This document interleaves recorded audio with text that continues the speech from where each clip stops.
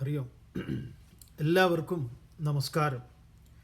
ഭഗവത്ഗീത ജ്ഞാനയജ്ഞത്തിലേക്ക് ഏവരെയും സഹർഷം സ്വാഗതം ചെയ്യുന്നു.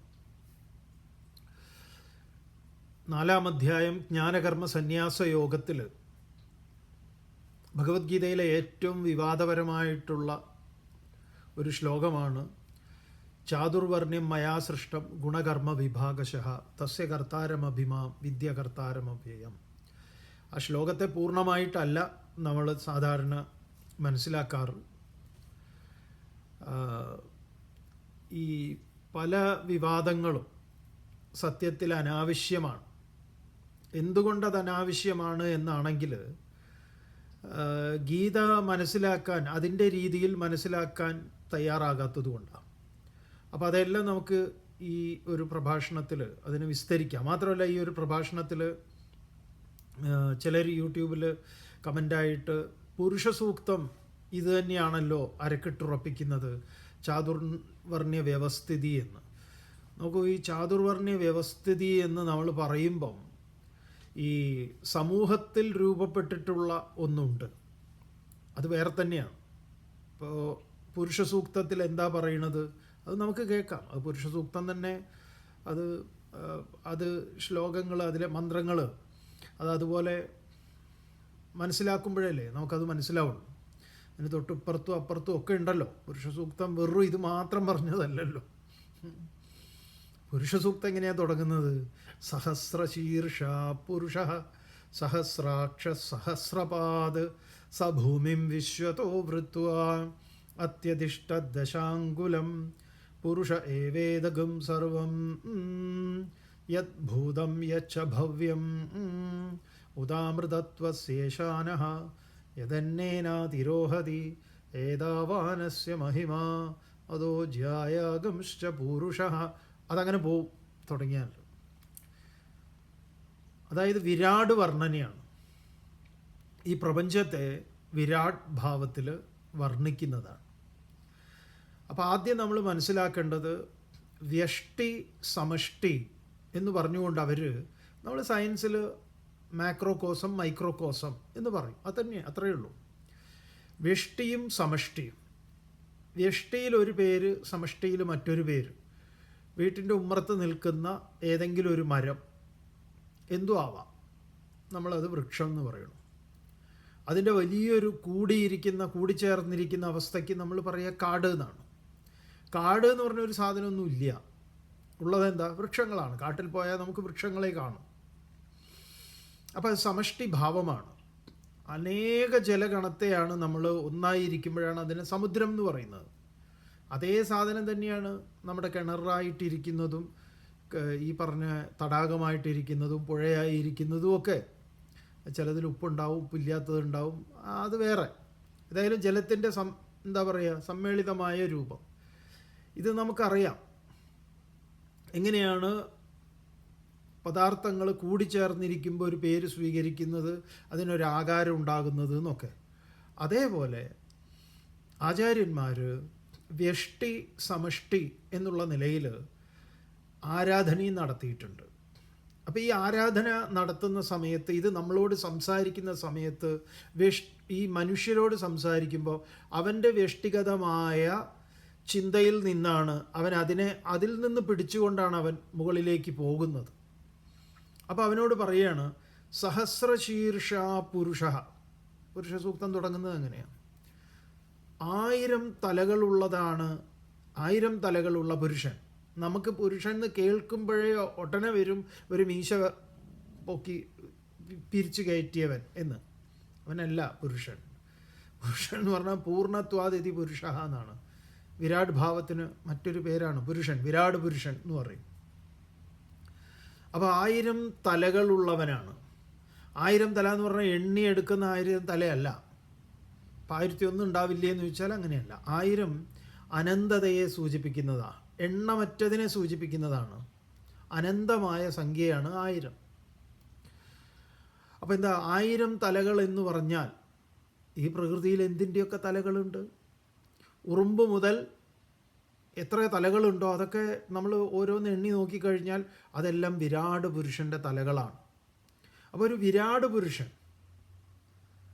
ഇങ്ങനെ ഇത്രയും തലകളായിട്ടിരിക്കുന്ന ഒരാളെ നമുക്ക് ഇമാജിൻ ചെയ്യാൻ സാധിക്കുമോ എന്ന് ചോദിക്കുകയാണ്.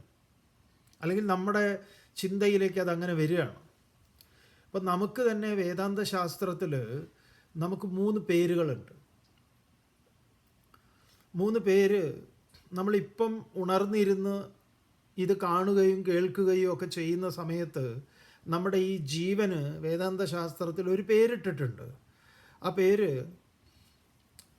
വിശ്വൻ എന്നാണ്.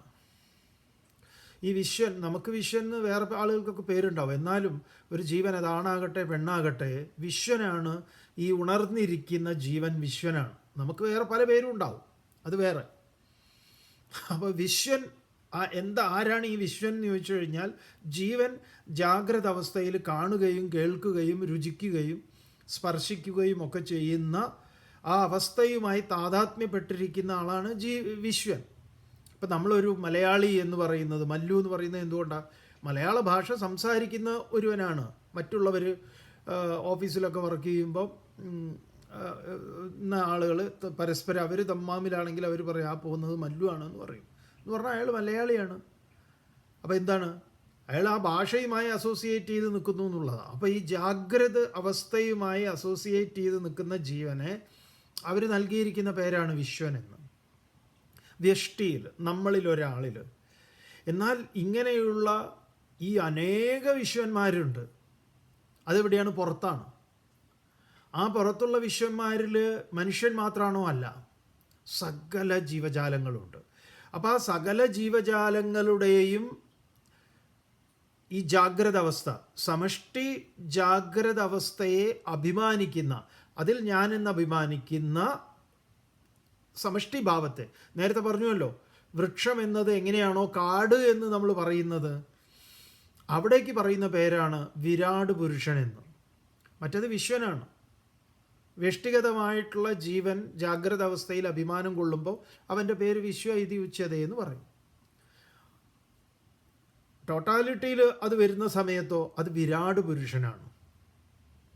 അപ്പോൾ ആ വിരാട് പുരുഷൻ്റെ ഒരു വർണ്ണനയാണിത്. വിരാട്ടിൻ്റെ വർണ്ണനയാണ്. സമഷ്ടിയെ വർണ്ണിക്കുന്നതിനെയാണ് പുരുഷ സൂക്തം എന്ന് പറയും. 4 വേദങ്ങളിലുള്ളതാണ്. ഇത് വളരെ പ്രധാനപ്പെട്ട ഒന്നാണ്. ഇത് നിങ്ങൾ ഈ പറയുന്നത് പോലെ ഈ ബ്രാഹ്മണ്യത്തെ, അല്ലെങ്കിൽ നമ്മൾ ഈ കാണുന്ന ബ്രാഹ്മണ്യം എന്ന് പറയുന്ന വർണ്ണാശ്രമം എന്ന് പറഞ്ഞാൽ വേറെയാണ്. അത് തന്നെ നോക്കൂ, ആ ക്ലാസിഫിക്കേഷൻ എന്താണ്? ബ്രഹ്മചര്യം. നമുക്ക് ഈ ക്ലാസിഫിക്കേഷനെ മാറ്റി നിർത്താൻ പറ്റും. ഇപ്പോൾ മോഡേൺ സൊസൈറ്റിയിൽ നിന്ന് പറ്റുമോ? ആർക്കാ പറ്റുക? പറ്റില്ല. ബ്രഹ്മചര്യം എന്ന് പറഞ്ഞാൽ എന്താ? പഠിക്കുന്ന സ്റ്റുഡൻസാണ്. അതൊരു കാറ്റഗറിയാണ്. നമ്മുടെ ജീവിതത്തിന് 4 ഭാഗങ്ങളുണ്ട്. ഇതുപോലെ പഠന കാലയളവ്, അത് LKG മുതൽ പോസ്റ്റ് ഗ്രാജുവേഷൻ കഴിഞ്ഞ് പഠിക്കലൊക്കെ കഴിഞ്ഞാൽ പിന്നെ എന്താണ്? ബ്രഹ്മചര്യം പരിസമാപ്യ ഗൃഹീ ഭവേത് എന്നാണ്. പിന്നെ അതിന് പറയുന്ന പേരാണ് ഗൃഹസ്ഥാശ്രമി എന്ന്. ആദ്യത്തെ വർണ്ണാശ്രമം എന്ന് പറയുമ്പോൾ ബ്രഹ്മചര്യം, ഗാർഹസ്ഥ്യം, വാനപ്രസ്ഥം, സന്യാസം. അപ്പോൾ ബ്രഹ്മചാരി എന്ന് പറയുമ്പോൾ ഇന്നത്തെ ഭാഷയിൽ നമ്മൾ ബ്രഹ്മചാരി എന്ന് പറയുമ്പോൾ എങ്ങനെയാണ് അതിനെ മനസ്സിലാക്കുക?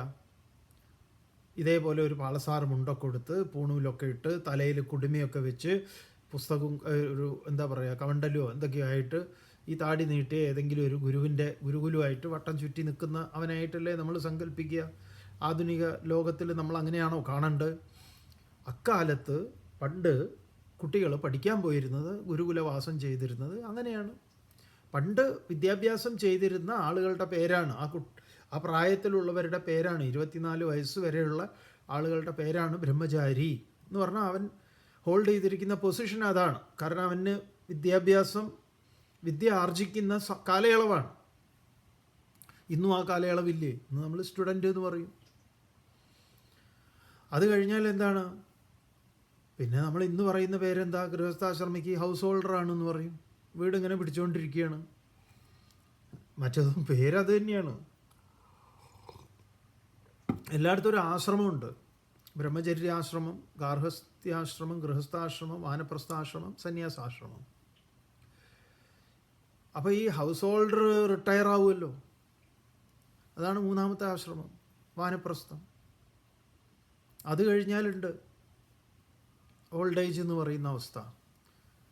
ഇന്ന് പറയുമ്പം സന്യാസം എന്ന് പറയും. സന്യാസം പ്രായമായിട്ടുള്ളത് നമ്മൾ അതുകൊണ്ട് മനസ്സിലാക്കിയതാണ്. അപ്പോൾ ഇത് ജാതിയായിട്ട് ബന്ധപ്പെട്ടതല്ല. ഈ 4 കാറ്റഗറി ഉണ്ട്. ഇതൊരു 4 കാറ്റഗറിയാണ്. എന്തുകൊണ്ടോ ഇതിലൊന്നും വലിയ വിവാദമില്ല. ഈ വിവാദം ഈ പേരിൽ പിടിച്ചു തൂങ്ങിയിരിക്കുക. അപ്പോൾ പുരുഷ സൂക്തത്തിൽ പറയുകയാണ്, ബ്രാഹ്മണോ മുഖമാസേത് ബാഹുരാജന്യകൃത ഊരു തദസ്യ യദ് വൈശ്യ പദ്ഭ്യാം ശൂദ്രോ അജായത. വിരാട് പുരുഷൻ്റെ മുഖത്ത് നിന്ന് ബ്രാഹ്മണനുണ്ടായി. അത് കേൾക്കുമ്പോൾ തന്നെ നമുക്ക് തലയ്ക്ക് ചൊറി വരിക. എന്താണ് നമ്മൾ കാണുന്നത്? ഏതോ ഒരു എന്തെങ്കിലും നമ്മളോട് ദുഷ്ടത്തരം ചെയ്ത, സമൂഹത്തിൽ അനാചാരങ്ങളെ മുറുകെ പിടിച്ചിരിക്കുന്ന, എണ്ണിയാലൊടുങ്ങുന്ന, എല്ലാവരും അങ്ങനെയല്ലല്ലോ. കുറച്ച് പേര് അവിടെ ഉണ്ട്. ഫേസ്ബുക്കിലിടുന്ന് അതെഴുതാനും ഇതെഴുതാനും, അല്ലെങ്കിൽ അവിടെ ഇവിടെയൊക്കെ പോയിരുന്ന് ഓരോന്ന് പറയുന്ന കുറച്ച് ബ്രാഹ്മണന്മാരെന്ന് സ്വയം പറയുന്നവരുണ്ട്. അപ്പോൾ ഇവരുടെ വിവരക്കേടിനെ മൊത്തത്തിൽ നമ്മൾ എന്താക്കുന്നു? ഈ വേദത്തിൽ പറഞ്ഞ്, പുരുഷ സൂക്തത്തിൽ പറഞ്ഞ ബ്രാഹ്മണനോട് ഉപമിക്കുന്നു. എന്താ കഥ? എന്തെങ്കിലും അന്തോ കുന്തോ ഉണ്ടോ അതിന്? നമ്മൾ ഗീതയിൽ പറഞ്ഞതുപോലെ കൃഷ്ണൻ അർജുനനെ സഖാവേ എന്ന് വിളിക്കുമ്പോൾ കമ്മ്യൂണിസ്റ്റുകാരാ എന്നാണോ അതിനർത്ഥം? അങ്ങനെയാണോ നിങ്ങൾ എടുക്കുന്നത്? അങ്ങനെയാണോ എടുക്കേണ്ടത്? ആരൊക്കെ വിളിക്കുന്നു? രാമൻ ഹനുമാനെ സഖാവേ എന്ന് വിളിക്കുന്നു. എല്ലാവരും അങ്ങോട്ടും ഇങ്ങോട്ടും വിളിക്കുന്ന ഒന്നാണ് അത്. പക്ഷെ ഇന്ന് അങ്ങനെയാണോ? അല്ല. അപ്പോൾ ഇന്നത്തെ സഖാവേ എന്നുള്ള വിളിയുടെ അർത്ഥമാണോ നിങ്ങൾ പുരാണം പഠിക്കുമ്പം, ഗീത പഠിക്കുമ്പോൾ, രാമായണം പഠിക്കുമ്പോൾ എടുക്കേണ്ടത്, സ്വീകരിക്കേണ്ടത്? എന്താണ്? അപ്പോൾ ബ്രാഹ്മണൻ വിരാട് പുരുഷൻ്റെ മുഖത്ത് നിന്നുണ്ടായി. ബ്രാഹ്മണൻ എന്ന് പറഞ്ഞാൽ ആരാണ്? ബ്രഹ്മമാർഗത്തിൽ ചരിക്കുന്ന, ഇന്ന് വർഗരഹിത സമൂഹത്തെ പറയുന്ന ഒരു സോഷ്യലിസ്റ്റ് രാജ്യത്തിൻ്റെ സ്ഥിതി എടുത്താൽ, ഇപ്പോൾ നമുക്ക് സോഷ്യലിസ്റ്റ് റഷ്യ എന്ന് പറയുന്ന ഒരു വലിയ കൺസെപ്റ്റ് ഇപ്പം ഇല്ല. എന്നാലും പണ്ട് അങ്ങനെ ഉണ്ടല്ലോ, സോവിയറ്റ് നാട്. നമ്മൾ ചരിത്രത്തിൽ അതൊക്കെ പഠിച്ചിട്ടുള്ളതല്ലേ. നമുക്ക് ചൈനയെ എടുക്കാം. ചൈനയിൽ ഈ 4 ക്ലാസിഫിക്കേഷൻ ഇല്ലേ? ബ്രാഹ്മണ, ക്ഷത്രിയ, വൈശ്യ, ശൂദ്ര എന്ന് പറയുന്നത്. പേരതല്ല എന്നല്ലേ ഉള്ളൂ. ബുദ്ധിജീവികളില്ലേ, ഇൻ്റലക്ച്വൽസ്, കാര്യങ്ങളെ തീരുമാനിക്കുന്ന, നിശ്ചയിക്കുന്ന, പ്ലാനിംഗ് കമ്മീഷൻ, അത് ഇത് എന്നൊക്കെ പറയുന്ന ശാസ്ത്രകാരന്മാരുൾപ്പെടുന്ന ഓരോ വിഭാഗങ്ങളിലും ചിന്തകന്മാരില്ലേ, കവികളും എഴുത്തുകാരും, അവരൊക്കെ ആ ഗണത്തിൽപ്പെടുന്നവരാണ്. കവികളൊക്കെ ബ്രാഹ്മണരാണ്, ചിന്തകരൊക്കെ ബ്രാഹ്മണരാണ്. ചൈനയിൽ അതില്ല എന്ന് പറയാൻ പറ്റുമോ? ഉണ്ട്, അതിലുണ്ട്. മിലിറ്ററി, പോലീസ്, സെക്യൂരിറ്റി വിങ് ഇല്ലേ, പട്ടാളമാണ് ഭരണം തന്നെ നടത്തുന്നത് ഇല്ലേ? ഈ വർഗരഹിത സോഷ്യലിസ്റ്റ് രാജ്യത്തിൻ്റെ കാര്യമാണ് പറയുന്നത്. അവിടെ ഇല്ലേ ബിസിനസ് ചെയ്യാൻ ആളുകളില്ലേ, ബിസിനസ് ഗ്രൂപ്പില്ലേ? എല്ലാം ആര് നിയന്ത്രിക്കുന്നു? അവരുടെ ഐഡിയോളജി എന്താണ്? അതൊക്കെ വേറെ. നമുക്കിത് കാറ്റഗറൈസ് ചെയ്യാമല്ലോ. തൊഴിൽ ദാതാക്കളുണ്ടല്ലോ. അപ്പോൾ അവരുണ്ട്, സെക്യൂരിറ്റി ഉണ്ട്, പോലീസ് ഉണ്ട്, ഈ പറഞ്ഞ ഇൻ്റലക്ച്വൽസ് ഉണ്ട്, ബുദ്ധിജീവികളുണ്ട്. പിന്നെയോ ലേബർ ക്ലാസ് ഇല്ലേ? ഉണ്ടല്ലോ. നിങ്ങൾക്ക് ഈ 4 സൊസൈറ്റി ഇല്ലാത്ത ഏതെങ്കിലും ഒരു ആധുനിക സമൂഹത്തെ കാണിക്കാൻ സാധിക്കുമോ? സാധ്യമല്ല. അപ്പോൾ ഇതിനെതിരെ നമ്മൾ ഈർഷ്യ കൊള്ളേണ്ടുന്ന കാര്യം എവിടെയാണെന്ന് ചോദിച്ചു കഴിഞ്ഞാൽ, മറ്റതൊക്കെ നമ്മുടെ ഭരണഘടന അനുവദിക്കുന്നുണ്ടോ? അപ്പോൾ നമ്മളൊരു ഭരണഘടന ചിട്ടപ്പെടുത്തിയെടുത്തിട്ടുള്ള ഒരു ഭരണ സംവിധാനത്തിന് കീഴിൽ ജീവിക്കുന്നവരാണ്. അപ്പോൾ നമുക്ക് അനുവദിച്ചിട്ടുള്ള സ്വാതന്ത്ര്യവും കാര്യങ്ങളൊക്കെ ഉണ്ട്. സഞ്ചാര സ്വാതന്ത്ര്യമുണ്ട്, തൊഴിൽ ചെയ്യാനുള്ള സ്വാതന്ത്ര്യമുണ്ട്, വിദ്യാഭ്യാസം ചെയ്യാനുള്ള സ്വാതന്ത്ര്യമുണ്ട്, പറയാനും പ്രവർത്തിക്കാനും. ഇതൊക്കെ പലതും നമ്മൾ നേടിയെടുത്തതാണ്, പലതും നല്ല ഒട്ടുമിക്കതും. ചിലർക്ക് മാത്രമായിട്ട് പരിമിതപ്പെട്ടിരുന്നു എന്നുള്ളത് ഒരു സത്യമാണ്. ഇതൊക്കെ എല്ലാവർക്കും അറിയുന്ന ചരിത്രമാണ്. അതൊന്നും ഇതിൽ നിന്ന് ഇതിനെ അടിസ്ഥാനപ്പെടുത്തി ഉണ്ടായതല്ല. നിങ്ങൾ ദയവ് ചെയ്ത് അങ്ങനെ അതിനെ, അല്ലെങ്കിൽ എന്താണെന്നറിയോ, ഇതിൽ നിന്ന് നമുക്ക് നഷ്ടപ്പെടുന്ന വലിയ ഒരു അറിവിൻ്റെ വലിയ ഭണ്ഡാകാരമുണ്ട്. അത് നിങ്ങൾ അതിനെ അതുപോലെ കാണണം. അതാണ് നമുക്ക് നിങ്ങളോട് പറയാനുള്ളത്. ഇപ്പം ബ്രാഹ്മണോ മുഖമാസീത്, ബ്രാഹ്മണൻ വിരാട് പുരുഷൻ്റെ ശിരസിൽ നിന്ന് എന്ന് പറഞ്ഞു കഴിഞ്ഞാൽ ഈ വിരാട് വർണ്ണനയാണ്. ഈ വിരാട് വർണ്ണനയിൽ ഓരോന്നിൻ്റെ തലയിലും ഈ പറഞ്ഞ ഒരു കാക്കയാണെങ്കിൽ പോലും അതിലെന്തുണ്ട്, അതിൻ്റെ തലയ്ക്കകത്താണ് അതിൻ്റെ ബുദ്ധി ഇരിക്കുന്നത്. ഓരോ ജീവിക്കുമുണ്ട് അതിൻ്റെ എന്താ പറയുക ആഹാരം, അതുപോലെ അതിൻ്റെ വംശവർദ്ധനവിൻ്റെ കാര്യങ്ങൾ, അതിന് നിലനിൽക്കാൻ വേണ്ടുന്ന അതൊക്കെ ഉണ്ട്. അതിൽ ഈ പറഞ്ഞ പലതും ഉണ്ട്. അതിൻ്റെ സുരക്ഷയുണ്ട്. ഇതൊക്കെ നമ്മൾ ജീവലോകങ്ങളിൽ പോയി കഴിഞ്ഞാൽ കാണാം. അവിടെ എടുക്കലും കൊടുക്കലും ഉണ്ട്. ഈ എന്താ പറയുക കർമ്മം കൊണ്ട് വിഭാഗം ചെയ്തിട്ടുള്ളത് അവിടെ കാണാം. അപ്പോൾ ബ്രാഹ്മണൻ വിരാട് പുരുഷൻ്റെ ശിരസിൽ നിന്നാണ്, മുഖത്തിൽ നിന്നാണ്, മുഖമാസീത്, മുഖത്തിൽ നിന്നാണ് ഉണ്ടായത്. ബ്രാഹ്മണോസ്യ മുഖമാസീത്, ബ്രാഹ്മണൻ മുഖത്തിൽ നിന്നാണ് ഉണ്ടായത്. പിന്നെയോ ബാഹുരാജന്യകൃത, തുടയിൽ നിന്നാണ്, ബാഹു കൈകളിൽ നിന്നാണ് ആരുണ്ടായത്, ക്ഷത്രിയനുണ്ടായത്. ആരുടെ കൈകളിൽ നിന്ന്? വിരാട് പുരുഷൻ്റെ. വിരാട് പുരുഷൻ എന്ന് പറഞ്ഞാൽ ആരാണ്? സമഷ്ടിയാണ്. ഈ സമഷ്ടിയിലുള്ള എൻ്റെ കൈകളും നിങ്ങളുടെ കൈകളും ഈ കാണുന്ന ഓരോന്നിൻ്റെ കൈകളും, ആ കൈകൾ അതിനെ എന്ത് ചെയ്യാനുള്ളതാണ്? അതിനെ പ്രതിരോധിക്കാനുള്ളതും, അതിന് ഏതിനെങ്കിലും പ്രതിരോധിക്കാനും എടുക്കാനും കൊടുക്കാനും ഒക്കെ ഉള്ള പരിപാടിക്ക് അതിൻ്റേതായിട്ടുള്ള വ്യാപാരങ്ങൾക്കുള്ളതാണ് ആ കൈകൾ. തുടകളിൽ നിന്നാണ് ബാഹുരാജന്യകൃത ഊരു തദസ്യത് വൈശ്യ, ഊരുവിൽ നിന്നാണ്, തുടകളിൽ നിന്നാണ് വൈശ്യൻ രൂപപ്പെട്ടിട്ടുള്ളത്. അടുത്ത വരിയാണ് ഏറ്റവും വലിയ കുഴപ്പം പിടിച്ച വരിയായിട്ട് പലരും കാണുന്നത്. എന്താണ്? പാദത്തിൽ നിന്നാണ് ആരുണ്ടായത്? പദ്ഭ്യാഗും ശൂദ്രോ അജായത, ശൂദ്രനുണ്ടായത് പാദത്തിൽ നിന്നാന്ന് പറഞ്ഞത് ഏറ്റവും മോശമായിട്ട് തോന്നുന്നു. എന്ത് വിവരക്കേടാണിത്? ഇപ്പം നിങ്ങളുടെ ശരീരത്തിൽ കാല് ഏറ്റവും മോശമായിട്ടുള്ളൊരു അവയവമാണോ? അങ്ങനെയാണെങ്കിൽ നിങ്ങൾ അമ്പ്യൂട്ട് ചെയ്യുന്നതാണ് നല്ലത്. ഇതാർക്കെങ്കിലും വലിയ കുഴപ്പമായിട്ട് തോന്നുന്നുണ്ടെങ്കിൽ അതങ്ങോട്ട് അമ്പ്യൂട്ട് ചെയ്ത് കളയണം. ഒരു ശരീരത്തിൻ്റെ ഏറ്റവും നമ്മളെന്താ പറയുക, ഫൗണ്ടേഷൻ എന്നല്ലേ പറയുന്നത്. എവിടെയാണ് കാല് ഉറപ്പിച്ച് വെച്ചിരിക്കുക? കാല് ഏറ്റവും പരമപ്രധാനമായിട്ടുള്ളതല്ലേ അങ്ങനെ നോക്കിയാൽ. അപ്പോൾ സമഷ്ടിയുടെ വിരാട് പുരുഷൻ്റെ കാലിൽ നിന്നാണ് ശൂദ്രൻ ഉണ്ടായത്. അപ്പോൾ ഈ ശൂദ്രൻ എന്ന് പറയുമ്പോൾ നമ്മളതിന് വ്യാഖ്യാനം നൽകുന്നത് എന്താണ്? നമ്മൾ പറയുന്നത് ആരൊക്കെയോ ആരോടൊക്കെയോ ഉപദ്രവം ചെയ്തു,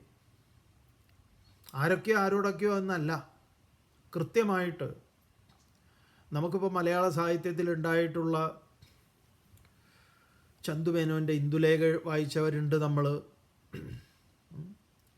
പലതും മലയാള സാഹിത്യത്തിൽ നമ്മൾ പറഞ്ഞ ചങ്ങമ്പുഴയുടെ വാഴക്കുലയാണെങ്കിലും, പാവമലയൻ അവൻ്റെ വീട്ടിൻ്റെ ഉമ്മറത്തൊരു വാഴ നട്ടു. അതൊന്ന് വളർന്നു വന്നപ്പോഴേക്കും കുട്ടികൾക്കൊക്കെ ഭയങ്കര ഇഷ്ടമായി. അവർ സ്വപ്നം കണ്ടു. അവരൊന്നും ഇത് കഴിച്ചിട്ടില്ല പാവങ്ങൾ. അതിൻ്റെ മധുരത്തെക്കുറിച്ച് കുട്ടികൾ പലതും പറയാൻ തുടങ്ങി.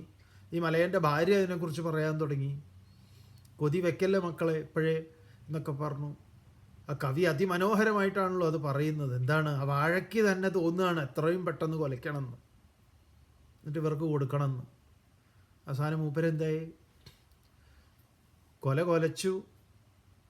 ആ കൊലയ്ക്കുന്നതിന് മുമ്പ് അവരതിൻ്റെ ചുവട്ടിലിരുന്ന് കളിച്ചതും തണലത്ത് കൂടി വന്നിരുന്ന് കളിക്കുന്നതും അവരുടെ ദിവസവും അവരുടെ സ്വപ്നങ്ങളായിരുന്നു.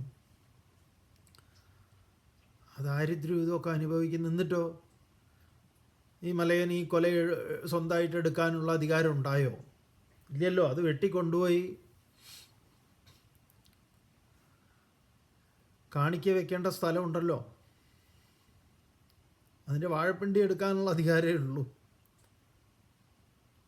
ഇതൊക്കെ നമുക്കറിയാം.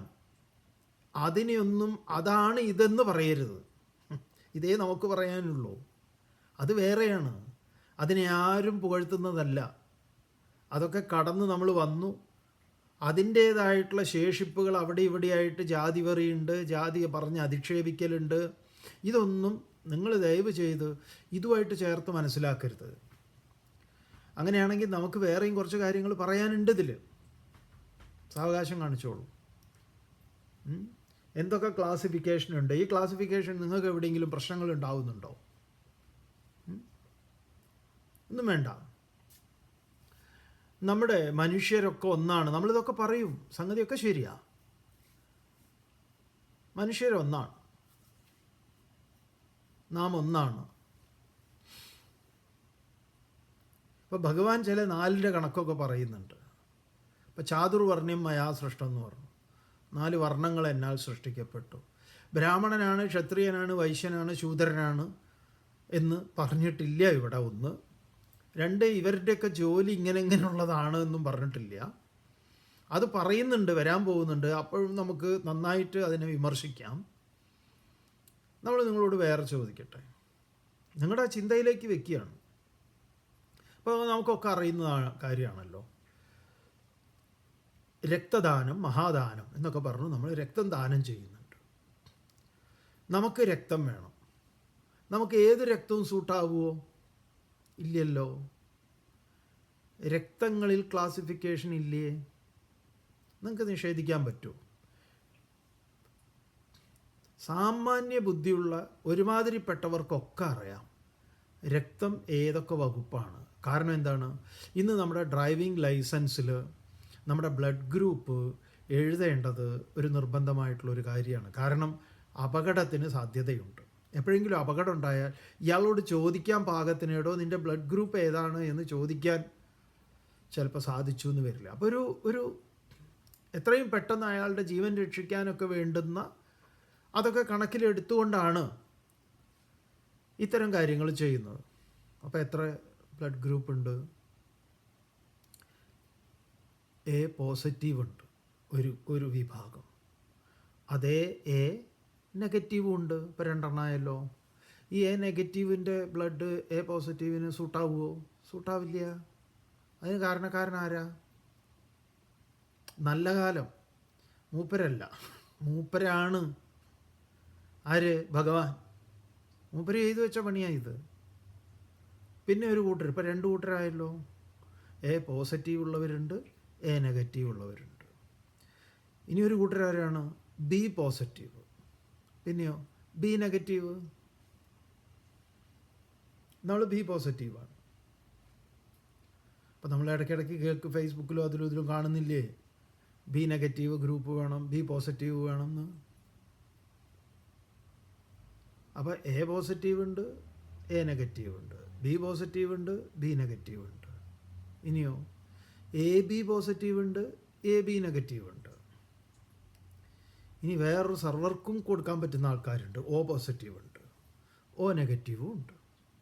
8 വിഭാഗമുണ്ട്. മെഡിക്കൽ സയൻസ് കാറ്റഗറൈസ് ചെയ്തിട്ടുണ്ട്. എന്തെങ്കിലും പ്രശ്നമുണ്ടോ ഇതിലാർക്കെങ്കിലും? നല്ല കാലം ഇതിനെ ചൊല്ലിയിട്ട് ഇത്. കാരണം എന്താണ്? അത് സയൻറ്റിഫിക്കായിട്ട് പറഞ്ഞു, അത് സയൻസിന് ബോധ്യമാണ്. നിങ്ങൾക്കിത് സയൻസിന് ബോധ്യമല്ല എന്ന് എങ്ങനെയാണ് ഇത് പറയാൻ പറ്റുന്നത്? ഇവിടെ എന്താ പറഞ്ഞത്? ഇത് ശാസ്ത്രീയമായിട്ടാണെന്നേ പറഞ്ഞത്. നിങ്ങളിതിൻ്റെ ശാസ്ത്രീയത മാറ്റി വേണ്ടാധീനത്ത് കൊണ്ടുപോയി കെട്ടുന്നതായി പ്രശ്നം. ഇവിടെ എന്താ പറഞ്ഞത്? ചാതുർവർണ്ണ്യം മയാ സൃഷ്ടം. 4 വർണ്ണങ്ങൾ എന്നാൽ സൃഷ്ടിക്കപ്പെട്ടു. ആ 4 വർണ്ണങ്ങൾ എന്ന് പറഞ്ഞാൽ എന്താ? വരിച്ചിരിക്കുന്നത് വൃണോതി എന്നാണ്. ഈ 4 വർണ്ണങ്ങളെ തൊലിയുടെ 4 നിറങ്ങളായിട്ട് ചിലർ പറയാറുണ്ട്. ശരി, നമ്മൾ അതിനെ അംഗീകരിക്കുന്നു. തൊലിയുടെ 4 നിറങ്ങൾ ഉണ്ടല്ലോ. ലോകത്തിൽ തൊലിയിൽ 4 നിറങ്ങളുണ്ട്. ഒന്ന് ഏതാണ്? വെളുപ്പ്. വെളുപ്പെന്നല്ല പറയാതെ, ഒരു ഫയർ സ്കിൻ എന്നൊക്കെ പറയും. ഏത് രാജ്യത്തുള്ളവരാ? ഇത് മുഴുവൻ ഇന്ത്യക്കാരെ കുറിച്ചല്ലല്ലോ. അപ്പോൾ ഭഗവാൻ എന്ന് പറഞ്ഞാൽ ഇന്ത്യയിലെ ഒരു ഭഗവാനല്ലല്ലോ. നമ്മളൊരു സയൻസ് പറയുമ്പോൾ ലോകത്തിൻ്റെ മുഴുവൻ എടുത്തു തന്നെ പറയണമല്ലോ. അപ്പോൾ യൂറോപ്പ്, അമേരിക്ക, കാനഡ, ഓസ്ട്രേലിയ തുടങ്ങിയിട്ടുള്ള രാജ്യങ്ങളിലെ ആളുകളുടെ സ്കിന്ന്, അതിനെയാണ് ഫയർ സ്കിൻ എന്ന് പറയുന്നത്. വെളുത്തത്. അത് മാത്രമേ ഉള്ളൂ? അല്ലല്ലോ, വേറെയില്ലേ? വേറെയുണ്ട്. ഇപ്പം ലൈറ്റ് ബ്രൗണ്, നമ്മൾ ഗോതമ്പ് നിറം എന്ന് പറയും. ഒലീവ് ഗോൾഡ് എന്നാ സ്കിന്നാണ്. എവിടെ ഉള്ളവരാ? തെക്കൻ യൂറോപ്പ്, മെഡിറ്ററേനിയൻ രാജ്യങ്ങളിലുള്ളതാ. മിഡിൽ ഈസ്റ്റ് ഏതൊക്കെയാണ് അത് വരിക? മിഡിൽ ഈസ്റ്റ് എന്ന് പറഞ്ഞാൽ നമ്മുടെ ഗൾഫല്ല. ഇറ്റലി, ഗ്രീക്ക്, ലിബിയ, സിറിയ, അവരുടെയൊക്കെ സ്കിന്ന് കണ്ടിട്ടില്ലേ? ഈ പറഞ്ഞതുപോലെയാണ്. അവരുടെ രോമം തന്നെ ഇങ്ങനെ ചെറിയ വെയിൽ കെട്ടിക്കഴിഞ്ഞാൽ ഈ സ്വർണം പോലെ ഉണ്ടാവും. സ്വർണം തന്നെ, സ്വർണത്തിൻ്റെ ആണെന്ന് തോന്നും. സ്കിൻ അങ്ങനെയാണല്ലോ. എന്താ അതിൻ്റെ കാരണം എന്നൊക്കെ നമുക്കറിയാലോ. എന്താ? മെലാനിൻ്റെ ശരീരത്തിലെ അളവിനനുസരിച്ച് തൊലിയുടെയും കണ്ണിൻ്റെയും മുടിയുടെയും നിറങ്ങൾക്കുണ്ടാകുന്ന മാറ്റങ്ങൾ. സംഗതി നമുക്ക് ശാസ്ത്രീയമായിട്ട് അതിൻ്റെ കാരണവും കാര്യമൊക്കെ പറയാം.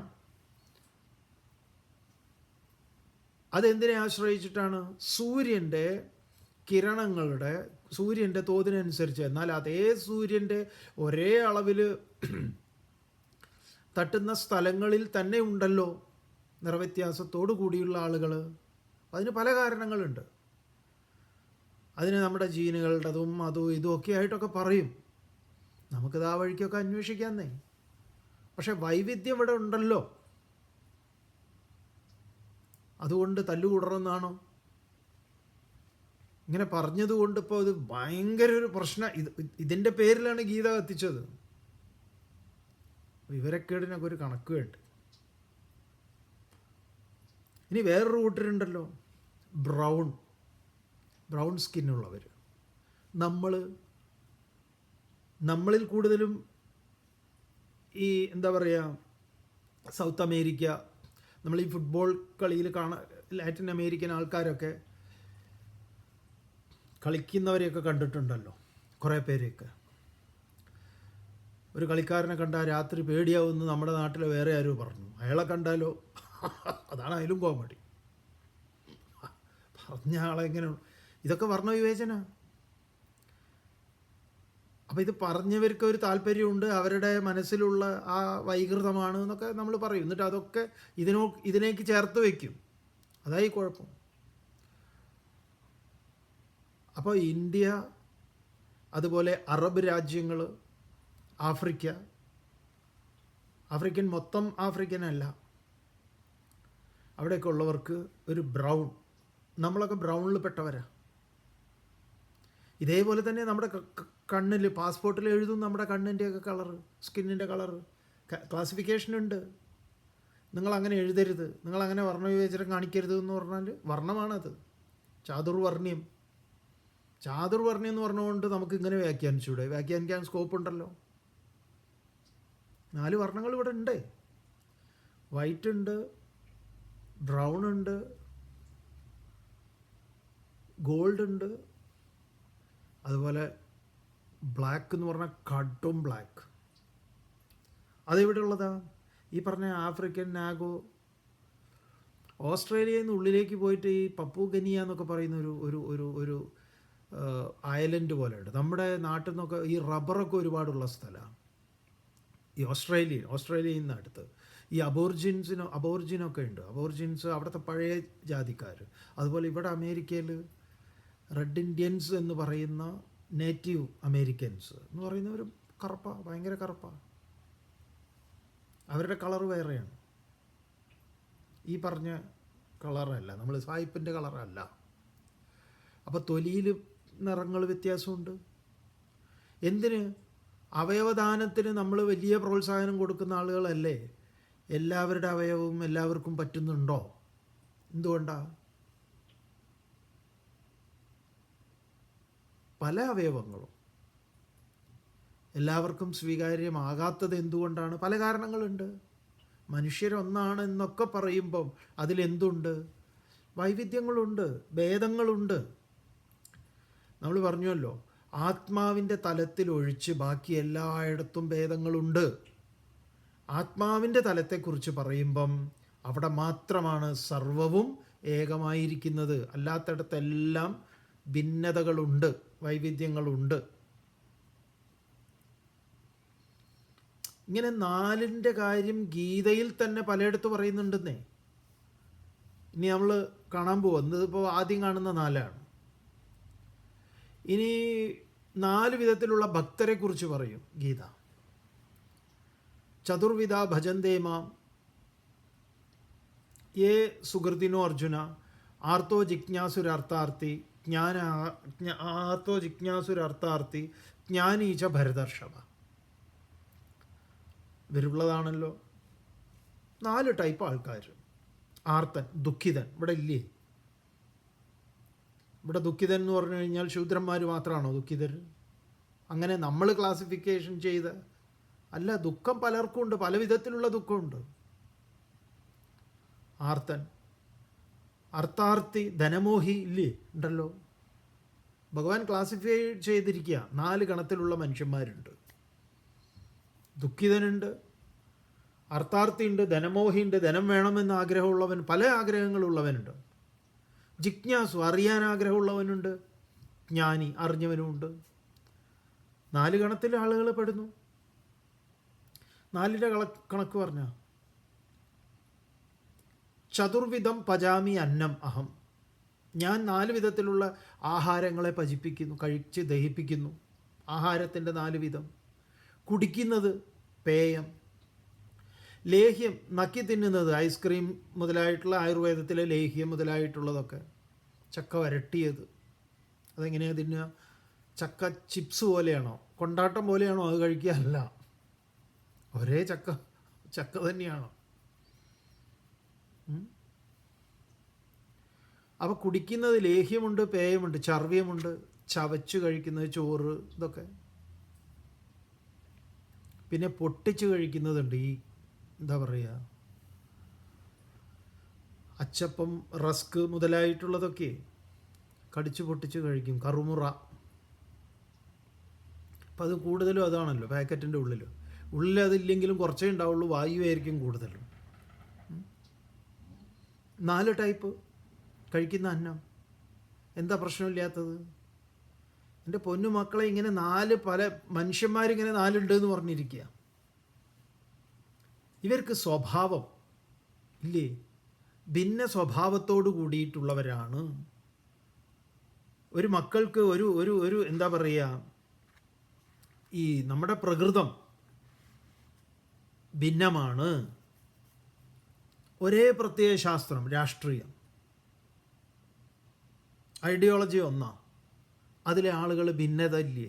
എന്തുകൊണ്ടാണ്? അത് അവരുടെ ഐഡിയോളജിയിൽ അവർക്ക് ഭിന്നത ഉണ്ടാവില്ല, പക്ഷെ അവരുടെ ഉള്ളിലുണ്ടല്ലോ.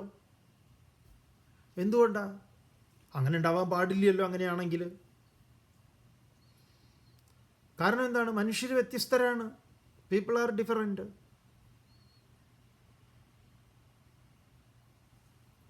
അപ്പോൾ വിഭിന്നരാണ് മനുഷ്യർ. ആ വിഭിന്നരായ മനുഷ്യരുടെ ആ വൈവിധ്യത്തിന് കാരണം എന്താണ്? ഗുണങ്ങളാണ്. ആ ഗുണങ്ങൾക്കനുസരിച്ച് അവൻ്റെ കർമ്മങ്ങളിലും വ്യത്യാസം ഉണ്ടാവും. ഒരു മക്കളുടെ ഒരേ അച്ഛൻ്റെയും ഒരേ അമ്മയുടെയും 4 മക്കൾ 4 വിധത്തിലാണല്ലോ.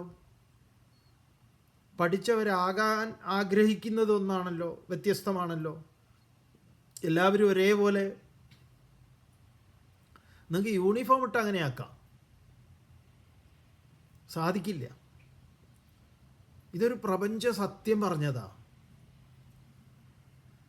ഇതെങ്ങനെയാണ് സത്വഗുണവും രജോ ഗുണവും തമോ ഗുണവും ഈ 4 വർണ്ണങ്ങൾക്ക് അതിനനുസൃതമായി കർമ്മങ്ങൾ ചെയ്യാൻ മനുഷ്യൻ നിർബന്ധിതനാകുന്നത്? ഇതിലിത്രയേ ഉള്ളൂ.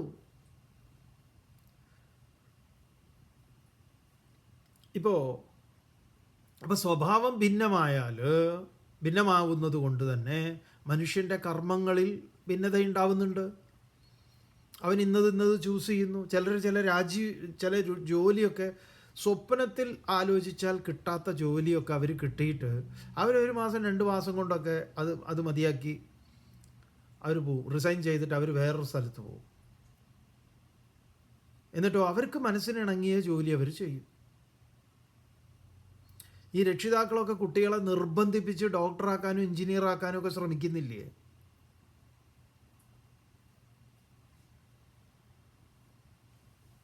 എങ്ങനെയെങ്കിലും അത് ഇതറിയാത്തത് കൊണ്ടാണ്.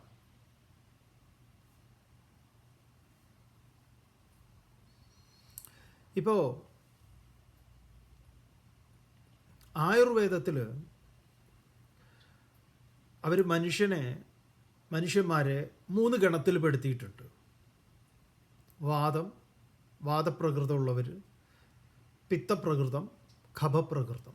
ഈ വാദപിത്ത ഖഭമാണ് മനുഷ്യൻ്റെ ആരോഗ്യത്തിൻ്റെ സന്തുലിതാവസ്ഥയെ നിലനിർത്തുന്നത്. ആയുർവേദത്തിൻ്റെ ഒരു നിരീക്ഷണമാണ്. അപ്പോൾ ആയുർവേദത്തിൽ പറയും വാദപ്രകൃതമാണ്, പിത്തപ്രകൃതമാണ്, ഖഭപ്രകൃതമാണ്. അപ്പോൾ അതിനനുസരിച്ചാണ് ഇപ്പോൾ ഒരു ഒഴിച്ചിൽ നടത്തുകയാണെങ്കിലും എന്ത് ചെയ്യുകയാണെങ്കിലും അവരത് നോക്കും. ആദ്യത്തെ അവരുടെ സ്കാനിങ് അതാണ്. സ്കാനിങ് എന്ന് പറഞ്ഞാൽ അവർക്കതിൻ്റെ രീതിയുണ്ട്. ഈ അലോപ്പതിയിലില്ലേ, നമ്മളീ പറയുന്നത് പോലെ ഈ തൊലിയുടെ നിറം കൊണ്ട് മാറ്റി വേറൊരാളുടെ തൊലി ഡൊണേഷനായിട്ട് കുറേ പേരുടെ അടുത്ത് നിന്ന് സ്വീകരിച്ചാൽ ഇത് മൊത്തത്തിൽ മാറ്റിയെടുക്കാൻ പറ്റുമോ? അതിലും ഉണ്ടല്ലോ ചേരുന്നതും ചേരാത്തതും ഒക്കെ ഇല്ലേ. അപ്പോൾ ഈ ഒരു സയൻസ് നമുക്കത് ശാസ്ത്രം ഇങ്ങനെ എന്തെങ്കിലുമല്ല, ശാസ്ത്രം അത് വൃത്തിയായിട്ട് അടുക്കും ചിട്ടയോടുകൂടി പറഞ്ഞാൽ, അടുക്കും ചിട്ടയായിട്ട് പറയുന്നതൊക്കെ പിന്നീട് മാറുന്നുണ്ട്, അത് വേറെ കാര്യം. ഇവിടെ ഇതിങ്ങനെ പറയുന്നതിനെ നമുക്ക് നിഷേധിക്കാൻ പറ്റുന്നത് എങ്ങനെയാണ്? നമ്മൾ ചോദിക്കുന്നത് അതാണ്. ഈ മനുഷ്യരിൽ വ്യത്യസ്തങ്ങളായിട്ടുള്ള സ്വഭാവങ്ങൾ അവരുടെ കർമ്മങ്ങൾക്ക് വ്യത്യസ്തത നൽകുന്നുണ്ടല്ലോ. അത് ശരിയോ തെറ്റോ എന്നുള്ളതല്ല.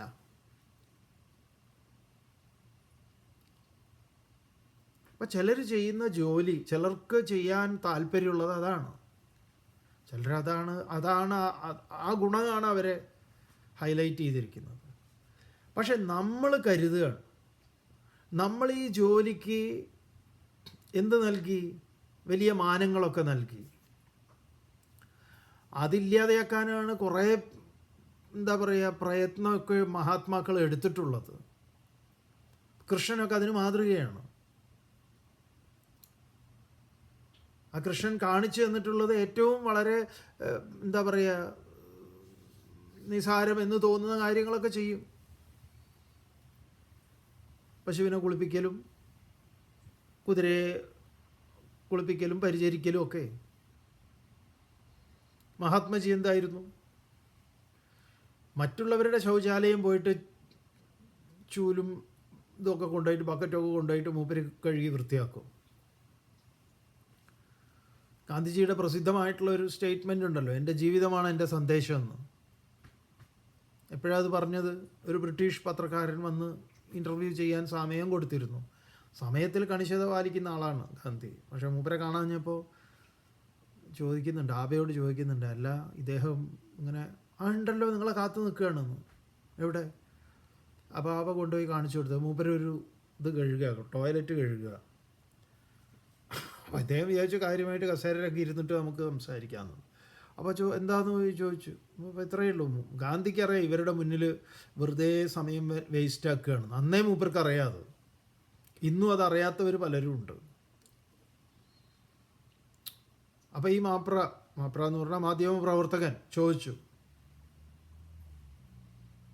അപ്പോൾ അങ്ങയുടെ മെസ്സേജ് പറഞ്ഞാൽ എൻ്റെ ജീവിതമാണ് എൻ്റെ സന്ദേശം.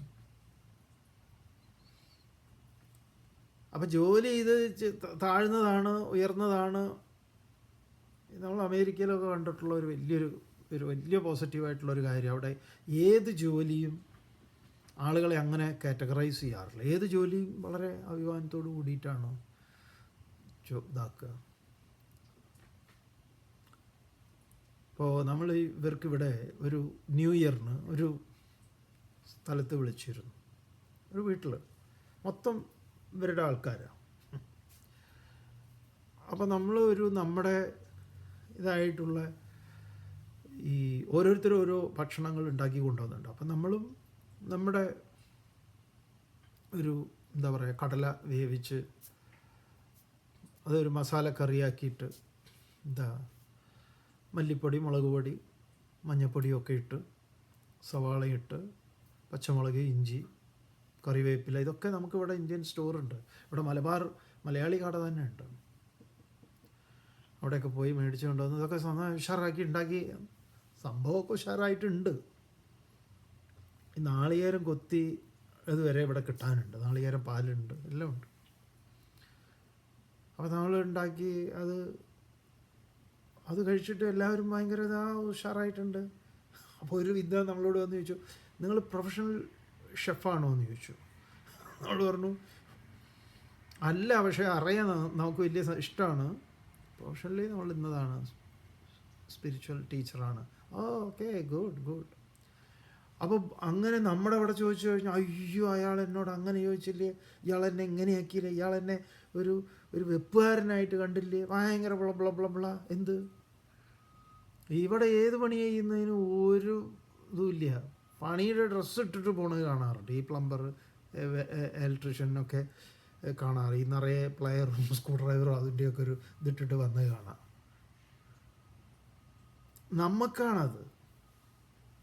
നമുക്കതെന്തോ ഒരു കാരണം. എന്തുകൊണ്ടാണ് നമുക്കതങ്ങനെ, നമ്മളെ അങ്ങനെ അടിച്ചമർത്തി അവഹേളിച്ച് വെച്ചതുകൊണ്ടാണ്. നമ്മൾ ഈ വൈറ്റ് കോളർ ജോബ് എന്ന് പറയും. എന്ത് വൈറ്റ് കോളർ? ഏതിനാ വൈറ്റ് കോളർ ഇല്ലാത്തത്? നമ്മുടെ വിവരക്കേട്. ഒരു ദിവസം അവർ നിർത്തിക്കഴിഞ്ഞാൽ അപ്പോൾ നമുക്ക് മനസ്സിലാവും ഓരോരുത്തരുടെ ജോലിയും പവിത്രമാണ്. ഗീത ഏതെങ്കിലും ജോലിയെ നികൃഷ്ടം എന്ന് പറയുന്നുണ്ടോ? ഇല്ല, വളരെ നന്നായിട്ടേ പറയുന്നുള്ളൂ. അപ്പം ഇത് നമ്മുടെ ഒരു മനസ്സിലാക്കലിൻ്റെ വലിയ അബദ്ധമാണ്. ഗീത ഈ പറഞ്ഞ പോലത്തെ ഏടാകൂടങ്ങളെ പ്രോത്സാഹിപ്പിക്കുന്നതേ അല്ല. ചിലരങ്ങനെ അതിനെ എടുത്തുകൊണ്ട് ഇന്നതാണെന്ന് പറഞ്ഞിട്ടുണ്ട്. നിങ്ങൾക്ക് ഈ വിഷയത്തിൽ എന്ത് സംശയങ്ങളുണ്ടെങ്കിൽ നമുക്കിത് മുന്നോട്ട് കൊണ്ടുപോകാം. ഇതിൽ വേറൊരു ഏറ്റവും വലിയൊരു ഇതെന്താന്ന് പറഞ്ഞാൽ, അതൊരു വലിയ അത്ഭുതമായിട്ടാണ് നമുക്ക് തോന്നുന്നത് നിങ്ങളുമായിട്ട് പങ്കുവെക്കാനുള്ളത്. ഭഗവത്ഗീത ജ്ഞാനയജ്ഞങ്ങൾ എപ്പോഴൊക്കെ നടത്തിയിട്ടുണ്ടോ ഇങ്ങനെയുള്ള ഒരു തുടർച്ചയായിട്ടുള്ള സമയം, ഈ ഒരു സന്ദർഭം വരുന്ന ഇതിങ്ങനെ നാട്ടിൽ ഇതുമായിട്ട് ബന്ധപ്പെട്ട് കോലാഹലം നടക്കുമ്പോഴേ ആണ് ഈ ചാപ്റ്റർ ഏകദേശം എത്തുന്നത്. എറണാകുളത്ത് വെച്ച് നടക്കുന്ന സമയത്ത് അഖണ്ഡ ഗീതാജ്ഞാന യജ്ഞം നടക്കുമ്പോൾ, സമ്പൂർണ്ണ ഗീതാജ്ഞാന യജ്ഞം നടക്കുമ്പോൾ ഇതേപോലെ തിരുവനന്തപുരത്ത് അഖണ്ഡ ഗീതാജ്ഞാന യജ്ഞം, മറ്റേത് സമ്പൂർണ്ണ ഗീതാജ്ഞാന യജ്ഞം എന്നുള്ള, അപ്പോഴും ഇത് തന്നെ ഉണ്ടായിരുന്നു. ചുറ്റിപ്പറ്റി നിൽക്കുന്ന ഈ ഒരു ഇത് വരുമ്പോൾ ദുബായിൽ വെച്ച് ഇന്ത്യൻ കോൺസുലേറ്റിൽ നടക്കുമ്പോഴും ഉണ്ടായിരുന്നു. എപ്പോഴൊക്കെ ഇതൊരു നമുക്ക് അത്ഭുതം തോന്നാറുണ്ട്. ഇപ്പോൾ ഇതാ ഓൺലൈനിൽ ഇത് തുടങ്ങി. കൃത്യം ഈ 4-ാം അധ്യായം ഈ ഭാഗത്തേക്ക് എത്തുമ്പോഴാണ് ഈ വിവാദങ്ങൾ വരുന്നത്. ഇതിപ്പോൾ നമ്മുടെ നാട്ടിൽ ആദ്യമായിട്ടൊന്നുമല്ല. അതുകൊണ്ട് നമ്മുടെ അപേക്ഷ, നിങ്ങൾ ഈ നിസ്സാരങ്ങളായിട്ടുള്ളത് ഇതിലേക്ക് അടിച്ചേൽപ്പിച്ചിട്ട് മഹത്തരമായിട്ടുള്ള വിവേകാനന്ദ സ്വാമികൾ പറയും, ഈ ഗംഗാജലം, ശുദ്ധമായ ഗംഗാജലം, ഇപ്പോൾ ഗംഗാജലം എന്ന് പറഞ്ഞു കഴിഞ്ഞാൽ തന്നെ അതിൽ ശവം ദഹിപ്പിക്കുന്നതല്ലേ, അതല്ലേ ഇതല്ലേ എന്ന് പറയും. ഇതാണ് നമ്മൾ ധർമ്മത്തിന് വ്യാഖ്യാനം പറയുമ്പം ധാരണാത് ധർമ്മമിത്യാഹു, ധരിച്ചിരിക്കുന്നതാണ് ധർമ്മം എന്ന് പറയുമ്പോൾ, സ്വാമി ധരിച്ചിരിക്കുന്ന കാഷായ വസ്ത്രമാണോ എന്ന് പറയുമ്പോൾ എന്താ ചെയ്യുക? ഉദാഹരണം പറയാണ്, അഗ്നിക്ക് അഗ്നിയുടെ ചൂടും പ്രകാശവും അതിൻ്റെ ധർമ്മമായിരിക്കുന്നത് പോലെ, ജലത്തിന് അതിൻ്റെ ശീതളിമയും ദ്രവത്വവും അതിൻ്റെ ധർമ്മമായിരിക്കുന്നത് പോലെ, ഓരോന്നിനെയും നിലനിർത്തുന്നത് ഏതോ അതാണ് അതിൻ്റെ ധർമ്മം എന്ന് പറഞ്ഞാലും, ആ അർത്ഥത്തിൽ ധരിച്ചിരിക്കുന്നത് എന്ന് പറയുമ്പോൾ നമ്മൾ ഈ തുണി ധരിച്ചിരിക്കുന്നത് എന്ന് മനസ്സിലാക്കുമ്പോൾ, അങ്ങനെ മനസ്സിലാക്കി വെച്ചിരിക്കുന്നവരോട് നമ്മൾ ഈ ധർമ്മശാസ്ത്രം പറയാൻ എത്രമാത്രം മെനക്കെടണം. അതോ ഇവർ മനഃപൂർവ്വം ഇങ്ങനെ? അപ്പോൾ ഇവരുടെ വിവേകത്തിന് എന്തു പറ്റി? ഇനി എങ്ങനെയാണ് നമ്മൾ സംസാരിക്കുക? വലിയ കഷ്ടമാണ്.